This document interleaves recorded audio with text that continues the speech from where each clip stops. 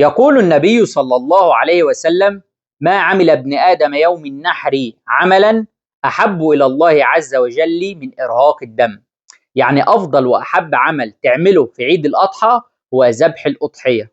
وعلشان كده الأضحية تعتبر من شعائر ديننا الجميل، وكمان هي سنة مؤكدة عن النبي صلى الله عليه وسلم عند مجموع الفقهاء.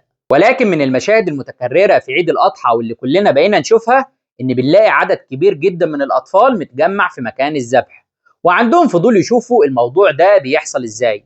ولكن اللي احنا ما نعرفوش إن الموقف ده ممكن يعمل صدمة وأزمة نفسية للطفل تأثر على سلوكياته بعد كده، وخصوصا إن هو ما بيكونش عنده الدافع والسبب الديني ورا الموضوع، فالموضوع بالنسبة له مجرد عنف في أداة للذبح وفي حاجة بيتم ذبحها.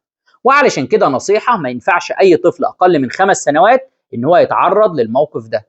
وبعد كده أطفالنا لما يبدأوا يكبروا ويتموا ال10 سنين يفضل إن احنا نمهد لهم الموضوع بقصة سيدنا إبراهيم عليه السلام، فنبدأ إن احنا نفهمهم بالراحة الجانب الديني في الموضوع، ونفهمهم إن ده كان أمر من ربنا سبحانه وتعالى. وبكده هنحافظ على أطفالنا ونحافظ على نفسيتهم. وكل سنة وانتم طيبين.